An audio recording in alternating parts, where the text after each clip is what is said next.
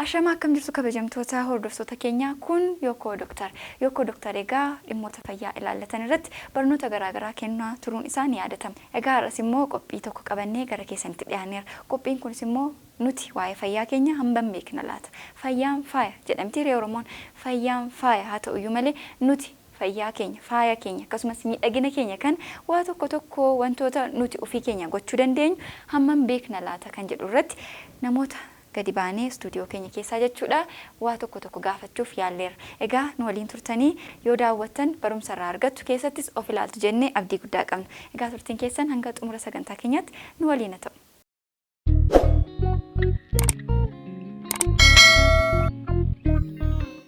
Garaachi keenya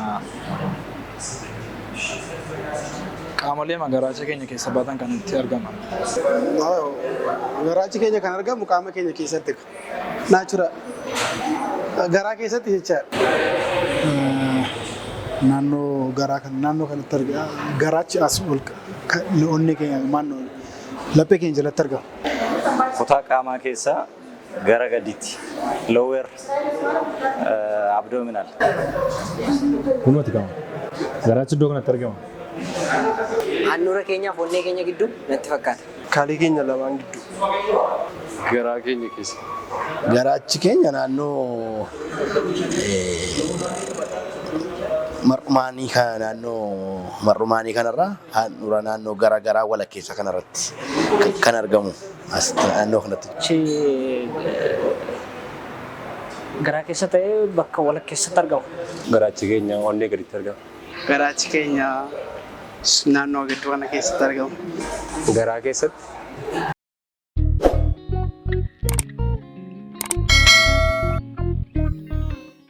Kabajamtoota daawwattoota keenya egaa turtii taasistaniitti egaa bashannantaniitu akkasumas immoo keessatti of ilaaltaniitu jennee abdii guddaa qabna. Egaa gaaffilee nuti gaafanne sasalphaa kan ta'an garuu immoo fayyaa keenya irratti kan bu'aa guddaa nuuf buusan yoommoo egaa hundi keenya iyyuu kanneen kana beekne hubannoo isaa qabaannee ittiin of gargaaruufis ta'ee namoota nu bukkee jiran gargaaruudhaaf dudha. Egaa xiqqooma ishee tuttuquudhaafidha kan nuti kana gara keessanitti qabannee dhiyaanne. Egaa gaaffilee kanaaf immoo deebii yoo barbaaddan karaa Yookoo Doktor viidiyoo nuti kanaan dura hojjenneen jechuudha seentanii ilaaluu dandeessu deebiisaa akkasumas immoo 7024 Yookoo Doktor irratti bilbiltanii yaada dabalataa argachuu dandeessu. Gaaffilee fayyaa qabdan kamiifiyyuu 7024 Yookoo Doktor irratti bilbiluudhaan doktora keessan mariisisuu dandeessu isiniin jenna kabajamtoota daawwattoota keenya. Egaa bakka jirtanitti fayyaa ta'a nagaatti.